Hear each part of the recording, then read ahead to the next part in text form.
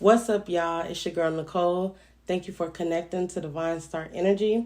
In today's video, we're going to be talking about your rising sign. So, what is a rising sign?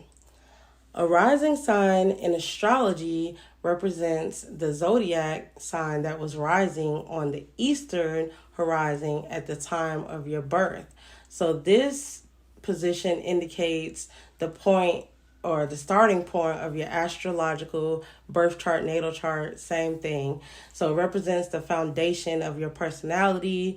It shows your ability to, or inability to adapt to your environment. It represents how you come off to people when they meet you for the first time. It represents your physical appearance.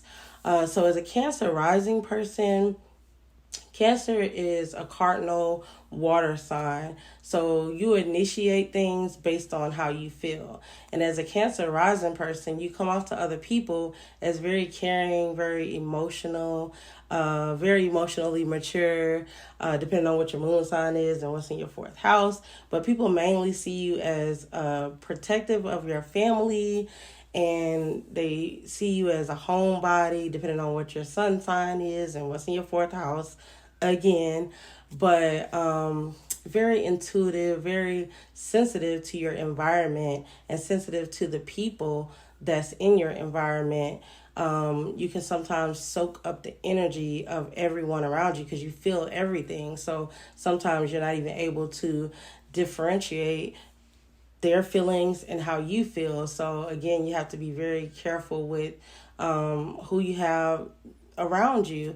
And when people meet you for the first time, perfect strangers just feel comfortable around you. You feel like a mother figure or a father figure to them. Like you just have this protective aura that you care. Like you're like the emotional protector of people. So people feel comfortable opening up their deep emotions and their secrets to you. So, they feel like you're naturally just going to cater to them, and you're naturally going to care about, keeping their secrets a secret and, not telling whatever they tell you. But again, you have to watch out for people who are energy vampires, because they'll see that you're, an empath and try to take advantage of your emotional vulnerability. But that's also your superpower, to be able to connect to people on that emotional level and to be able to heal them through your presence and through your words. So in your fourth house, you have the zodiac sign of Libra.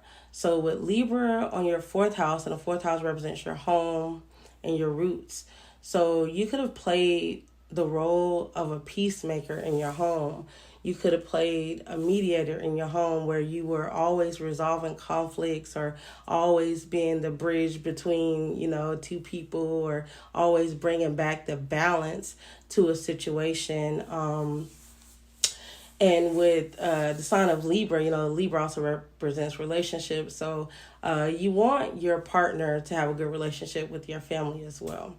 And speaking of partners, your seventh house of marriage and long-term commitments and contracts is ruled by Capricorn. And Capricorn is ruled by the planet of Saturn.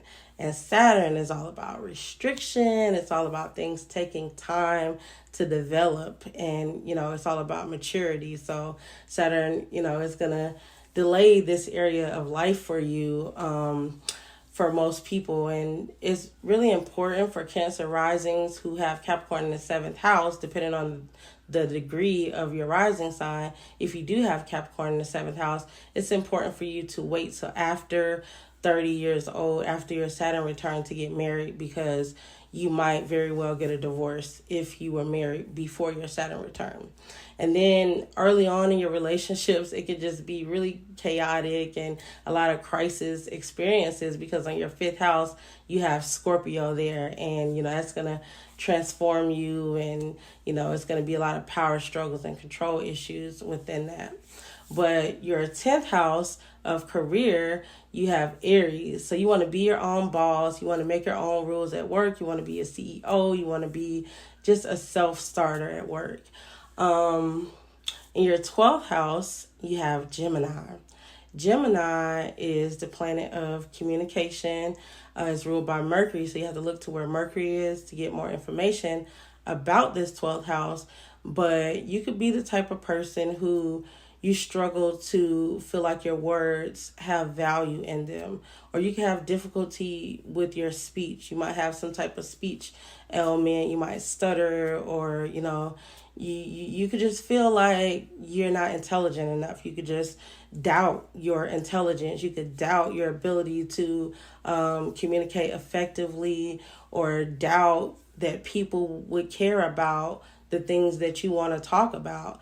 But with Gemini being in the 12th house also represents, our healing energy. So it's like you can heal other people through just your words. I mean, you heal other people, period, through just you being a Cancer rising, but you also are able to talk to people and make them feel seen and make them feel heard, because in your 3rd house, you have Virgo. So you're very analytical about, you're very picky and, about the words that you choose. You're very detailed in what you choose to say and express to people already. You think before you speak. You're definitely the type of person who probably think 2 or 3 times before you even open your mouth up to say something. That's probably another reason why Cancer risings come off as like shy and quiet, depending on what your sun sign is again. But most Cancer risings are a little quiet when they first meet people, because not only are they filling out the room, they're thinking about what they're going to say before they open up their mouth and speak, because they have Gemini in the 12th house, and they have a fear of speaking in public, or a fear of speaking in large groups, or anxiety, because this is Mercury again. Mercury in your 3rd house of communication being Virgo, and then Mercury in your 12th house of self-undoing, and 12th house of losses, and with Gemini energy there. So you really need to look to where your Mercury is, and that'll give you more information on what it is that you really might be struggling with. But 9 times out of 10, it's your ability to feel like you can effectively communicate. But don't doubt yourself, Cancer rising.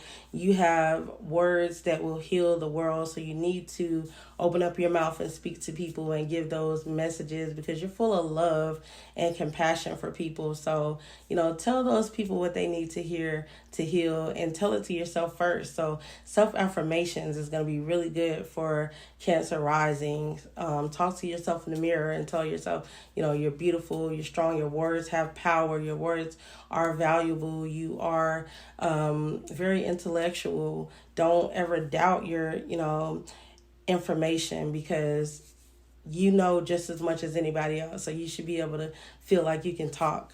But that's all I got for you, Cancer risings. If you like the video, hit the like button and subscribe. Duh.